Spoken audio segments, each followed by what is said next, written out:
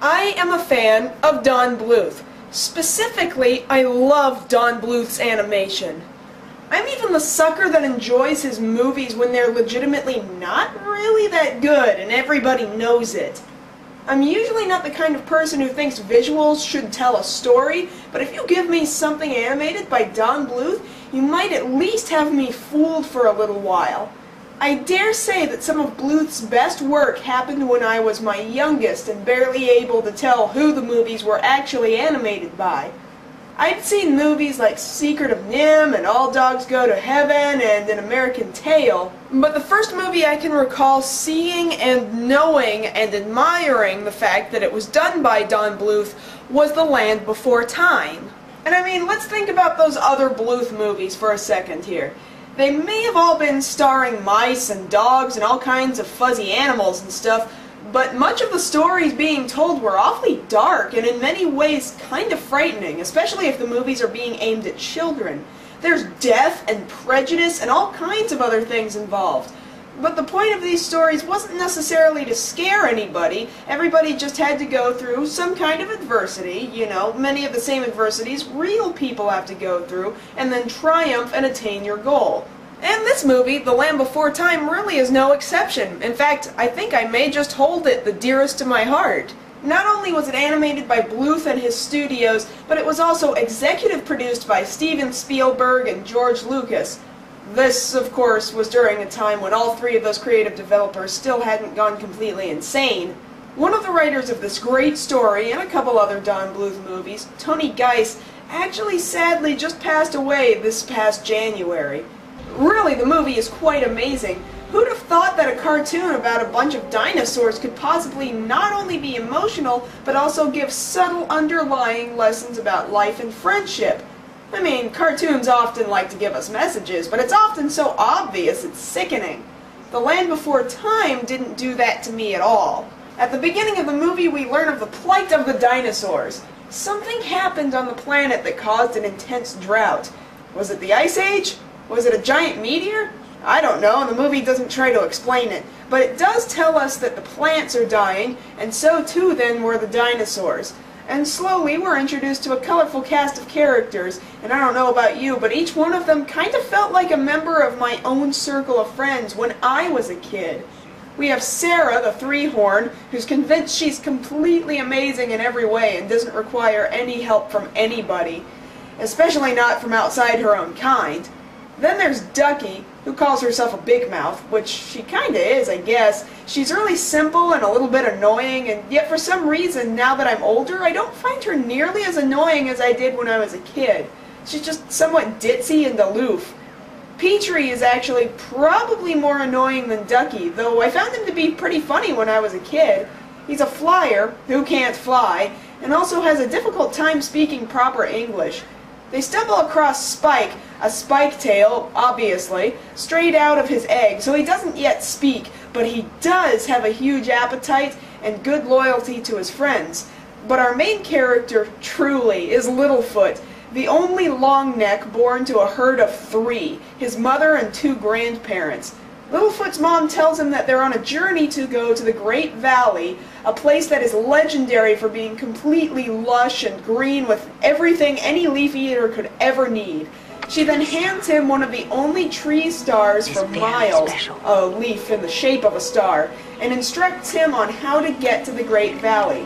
Basically, they have to follow the sun to the west every day, look for a rock that looks like a long neck, and pass through a bunch of fiery volcanoes.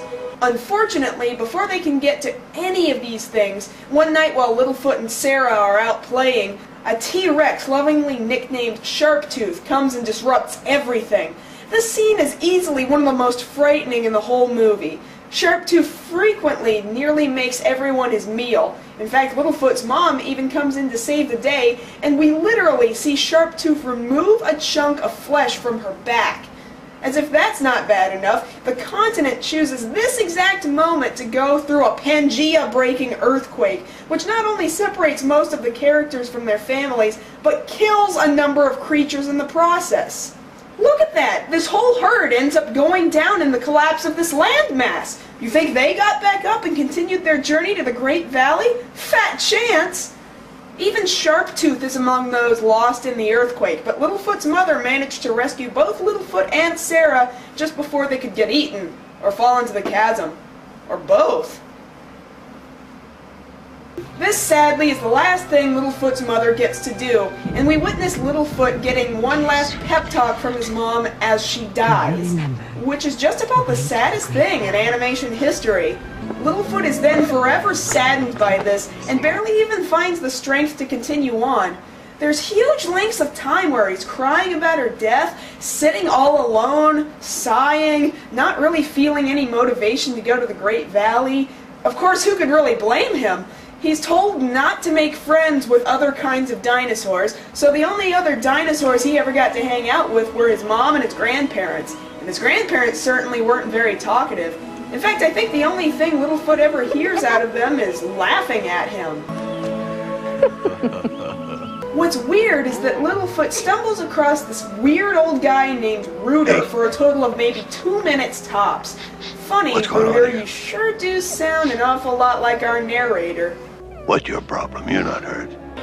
In the time of the dinosaurs. So Littlefoot essentially tells Rooter his mom died, and Rooter gives Littlefoot some nice life lesson advice. Oh, it's not your fault. It's not your mother's fault. And then he just sort of takes off. He doesn't make sure Littlefoot is okay or anything, he just spouts old-timer advice and goes about his business. That was kinda weird. Littlefoot runs into all kinds of new friends, but Sarah's still in this mind frame of sticking with her own kind and refuses to get help from anybody. So she takes off down into the underground to try and figure out how to get over to the other continent, where her family is. In doing so, she stumbles across the corpse of Sharptooth, and like an idiot, she starts headbutting it. You know, just to be an annoying jerk. What she doesn't know is that Sharptooth isn't really dead at all!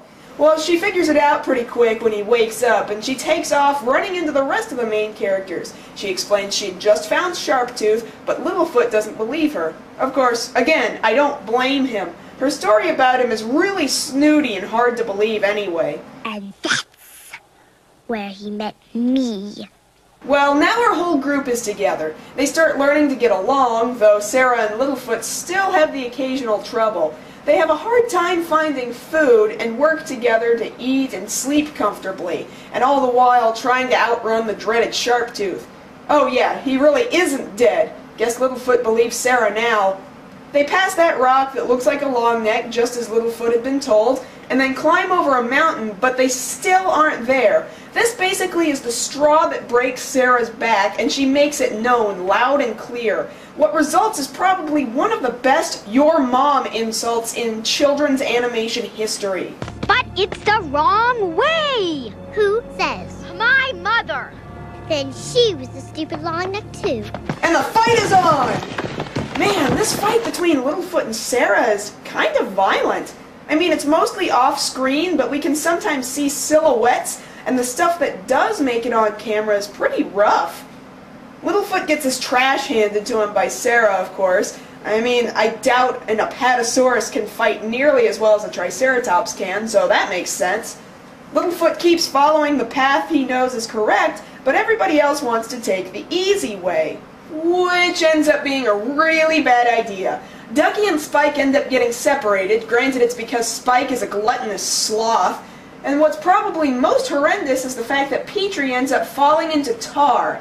Now, don't get me wrong, I'm glad he makes it out okay and all, but have any of you heard of the La Brea tar pits? I'm going to assume that a lot of animals frequently didn't get out of something like that alive. And considering the fact that they're so close to volcanoes, I'd bet that tar is really, really hot. Wow. This is actually really awful. Well, Littlefoot comes in and saves the day. He rescues Spike and Ducky from the molten lava, and then organizes a rescue for Petrie out of the tar. Except it pretty much fails, as they all end up stuck in it. All the while, Sarah's getting chased down by a pack of pachycephalosaurs.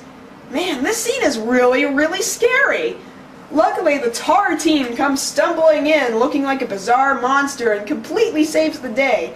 It's pretty much the most cartoony, undinosaur-y thing that happens in the whole movie, but it's forgivable. They even managed to make Sarah look like a complete dunce, so it's all good. Before everybody can make the final trek to the Great Valley, though, it's time to have a final showdown with Sharptooth. They decide they're totally capable of completely taking him out. God knows why they thought this was a good idea, but somehow it works, and they send him drowning down to the bottom of a pool of water under the crushing blow of a boulder. But in yet another sad turn of events, it looks like Sharptooth has taken Petrie down with him. Man, this movie really is a pretty good combination of scary and sad. If it's not one thing, it's another. Look at our heroes. They're sad all over again. They're even crying. Oh, never mind. Petrie's just fine, of course. It is a kid's movie, after all. Oh, well, I can forgive them. So we're nearing the end of the movie, and Littlefoot is convinced he's tried as hard as he could, but never could possibly find the Great Valley.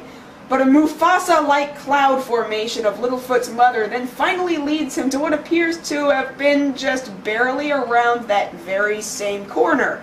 And BAM! Great Valley! Where Littlefoot makes what is quite possibly the best face in animation history. Great Valley. So everyone comes barging in and everybody gets reunited with their family, and Spike even gets immediately accepted and adopted into Ducky's family. And the ending really wraps itself up nicely, explaining how they settled down, grew up, and passed their story on. And it follows up with a fantastic song performed by Diana Ross, If We Hold On Together, a song that has happily followed me throughout my life.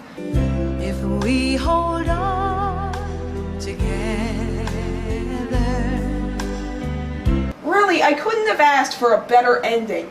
This isn't a story that requires any sort of continuation. It's absolutely the picture of perfection in its ending. Unfortunately, this is completely ruined by the fact that there's a sequel. And not only one sequel, 12 of them! Not to mention a small series of video games and a lesser-known short-lived TV series.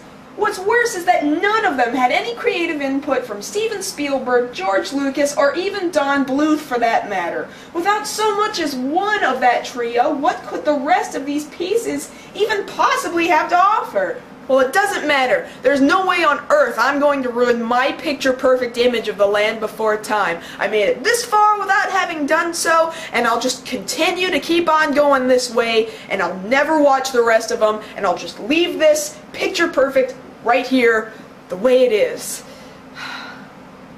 I really love The Land Before Time. The Land Before Time? Picture-perfect? Huh. We'll see how long she believes that.